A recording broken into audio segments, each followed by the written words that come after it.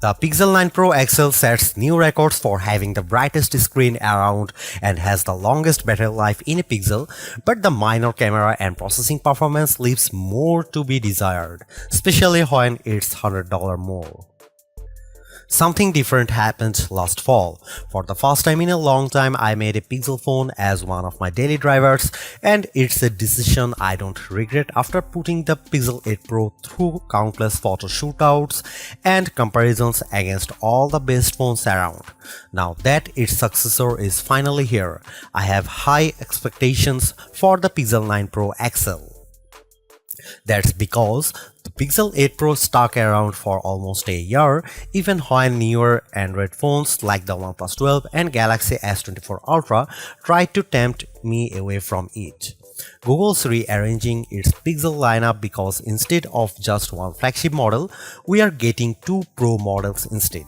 Technically speaking, the Pixel 9 Pro XL is the direct successor to the Pixel 8 Pro because of their similar sized screens, whereas the Pixel 9 Pro has a much smaller display. I break down all the details about them in my Pixel 9 and Pixel 9 Pro versus Pixel 9 Pro XL comparison.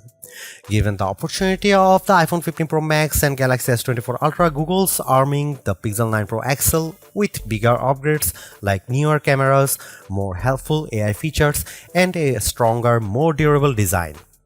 In my Pixel 9 Pro XL review, I will see if it's a worthy update that could convince people to choose it over rival phones. Frankly, I'm annoyed that we are getting back-to-back price hikes because the Pixel 8 Pro launched at $100 more than its predecessor last year with its $999 starting cost. And now with the Pixel 9 Pro XL, it's up by yet another $100 to a starting price of $1,099 in the US.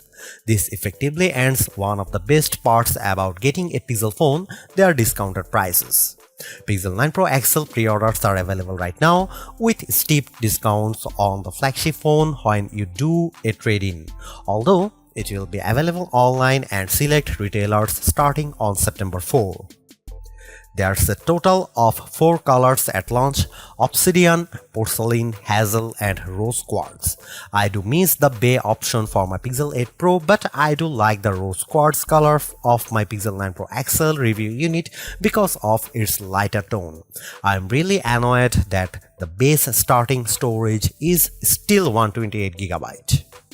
First and foremost, I love the redesigned camera hump on the back of the phone because it's much more pronounced than ever before. The elongated pill-shaped protrusion in a departure from the edge-to-edge camera bar in past Pixels, but it's exactly what it needs to set it apart from other phone designs. Apart from the camera arrangement, the design of the Pixel 9 Pro XL makes it look eerily similar to the iPhone 14 Pro Max due to the polished metal rims that are now flat as opposed to contoured.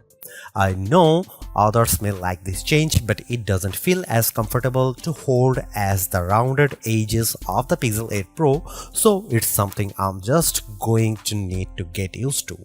Despite this, at least it's still sporting the same matte gloss surfaces as before to give them that always clean, smooth look. Google claims that the design is twice as durable as the Pixel 8 Pro with its IP68 construction, especially with Corning Gorilla Glass Victus 2 protecting its screen. I am starting to believe that phone makers are leaning on software more so than the hardware to propel their cameras, and the Pixel 9 Pro XL is proof of this. That's because its triple camera system consists of a 50 megapixel main camera, 48 megapixel ultra-wide, and 48 megapixel telephoto with 5x optical zoom.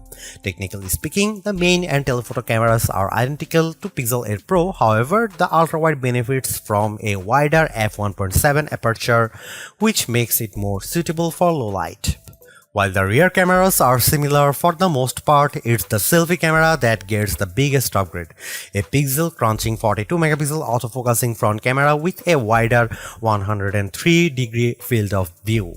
I won't spill the beans on how it performs just yet, but it's undoubtedly a big upgrade if you intend on using it a lot. Meanwhile, the camera interface is just as intuitive and robust as ever before. Since it's a Pro model, shutter bugs like like myself appreciate the pro controls that let me dial in a few of the camera settings manually. The only new changes include the Add Me feature, which leans on AR guidance to let the photographer be included in the shot along with how panoramic photos are taken. Here are some camera samples of Google Pixel 9 Pro XL.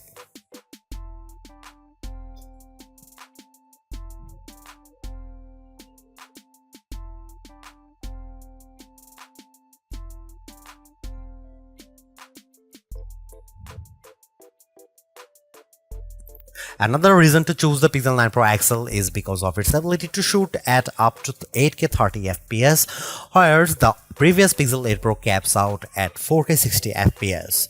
On one hand, I like the extra utility of 8K recording because it gives me more playing zoom to edit videos by cropping them or adding digital pans or zooms in my video editing software, but you will need a high performance machine to handle them. While there are plenty of shooting modes and settings to adjust with video, like choosing between 24, 30 or 60 FPS, it still lacks full manual controls to get me the look I really want to go after.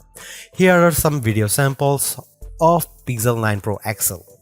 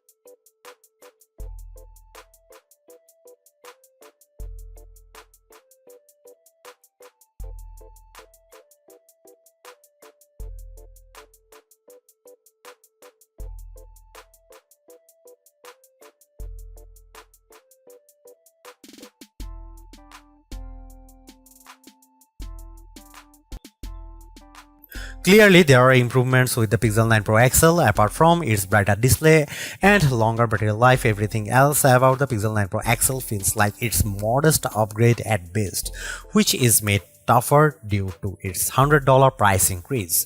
While the new AI features are helpful, I was hoping for bigger improvements around its camera and processing performance. Given that the Pixel 9 Pro has the same exact camera arrangement as this, there isn't much justification on picking the Pixel 9 Pro XL for photography. And compared to its direct rivals, the Galaxy S24 Ultra and iPhone 15 Pro Max, they definitely cost more but have better performance overall.